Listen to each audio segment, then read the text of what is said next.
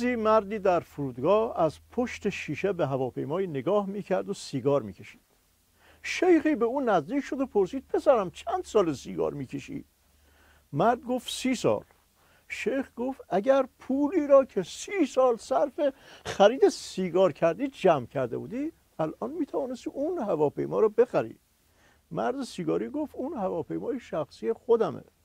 شیخ که ضایع شده بود کمی فکر کرد و گفت پس یه نخ بده با هم بکشیم. ناکس فکر کردی من نفهمیدم که داری اشاره میکنی به راهنمودهای کشتی بقا مزبا که اگه مسئله حرفم بود خودش اینطوری 4 دست و پا تو گل گیر نمیکرد. آی دکتر چطور دلتون میاد این بدبخت و از اینی که هست بیشتر جزش بدین؟ پیشنهاد میکنم شما فعلا مواظب حرف زدن خودتون باشین تا من برم سراغ سوال اول. بعد این حرفای وزیر خارجه استکبار لرزه بدی افتاده تو اندام مقامات نظام. حرفای دوگانه میزنن. بالاخره اگه باید دودم کرد پس این غلط کرده من لابلا چیه؟ اگه باید موس کرد این دودما چیه آیه دکتر؟ قربونه برم تو مثل که نفست از جای گرم که چی بگم از جای داغ بلند میشه. دست فرمون منم که داشته باشی نمیتونی از وسط این مارپیچ سالم رد بشی که هم جست و پوزتو جلو بسیجیانی گرداری هم یه چیزی نگی که یقتو بیشتر از اینی که هست میگیرم. مرحوم ابوی همیشه میفرمودن بزن بهادر. عرض میکردم بله میفرمودن که مشنگه گفت میخوام برم شکار ببر. همینطوری میرفت و باز خودش نعره میکشید و میلرزید. گفتن چرا نعره میکشی؟ گفت تا طرف بترسه. گفتم پس چرا میلرزی؟ گفت آخه خودم بیشتر ترسیدم. روشن شد یا برفرستمت که هم نعره بکشی هم بلرزی. آی دکتر با این توضیحات شما منم الان ترس ورم داشت. دیر برات داشته تأخیر استراتژیکی داری. از قدیم گفتن زرافه هر وقت شیر بخوره مسموم میشه چون تا از اون بالا برسه به معده‌اش تاریخش میگذره. تو هم الان اینجوری هستی.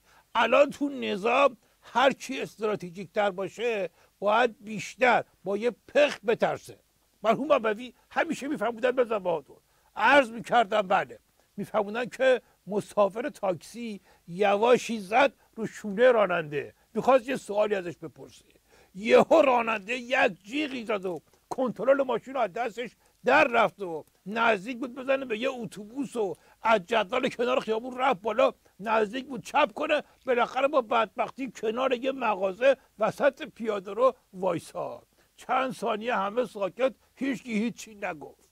بعد از این همه سکوت یهو مسافره برگشت به راننده گفت چی شد؟ چرا اینطوری شد؟ راننده گفت دیگه هیچ وقت این کار با من نکنی ها. منو ترسوندی به قصد کشت. نه که تقصیر تو باشه ولی امروز اولی روزیه که دارم رانندگی تاکسی میکنم. قبلش 25 سال راننده ماشین نشکش بودم. آیا دکتر بحث لرزیدن شد یاد این داستان دردناک دیپلمات مظلوم نظام افتادم. خیلی مظلوم طفلی. همچین راجبش صحبت میکنن انگار دزد گرفتن.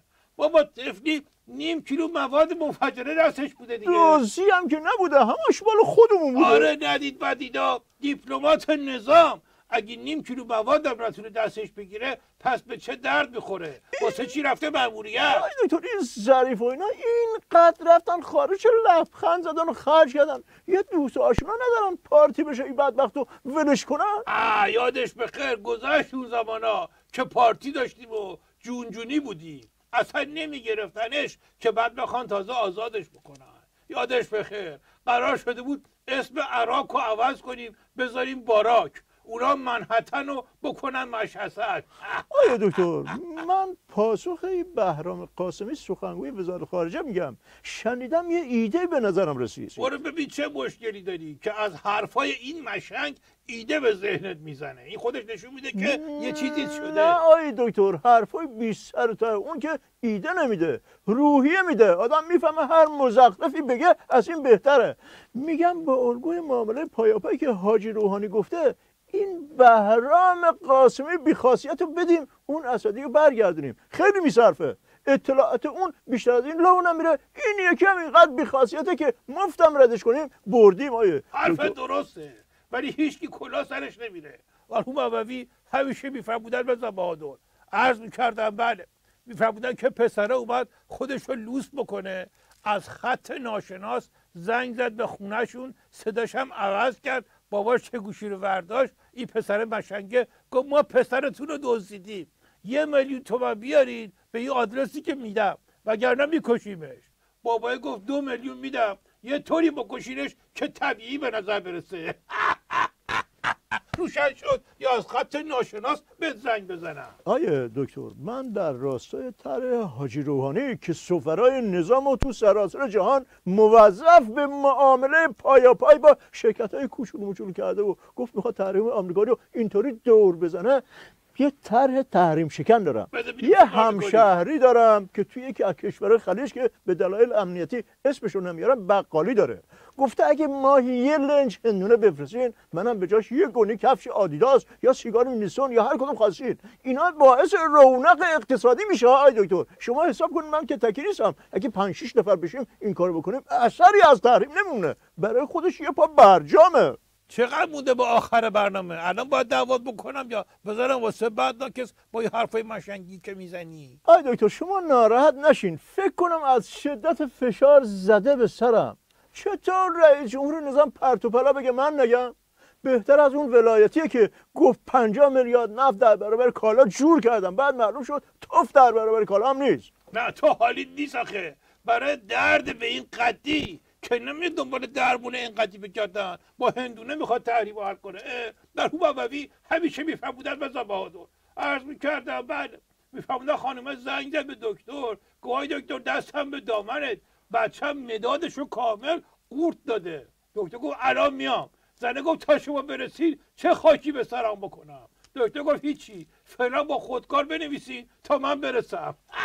آی دکتر بد جوری میذاری کف دست مقام عظما، یه کمی نرمتر بگیر. آی دکتر گفتم تازه نرمش بود. اگه تیزشو خواستی بدم سخنرانی اون شبو برات ترجمه کنم. و اون بابوی همیشه میفهمودن رضا بهادر. عرض میکردم بله، میفهمودن که وسط جشن تولد زنگ زدم به مشنگه، گفتم بابای دوستت مرده، یه جور نرمی بهش بگو که شکرشه. نگاه کردید دوسته داره وسط میرقصه. رفت جلو زد تو گوشش گفت بدبخت بیچاره، بابات مرده تو داری میرقصی. آی دکتر اینجا شما اون مشنگه هستی؟ تقصیر شماست که حواس وسادم نمیذارین. آخه تو داری راست به مقام عظما فوش و بد و بیره میدی. من چیکار کنم؟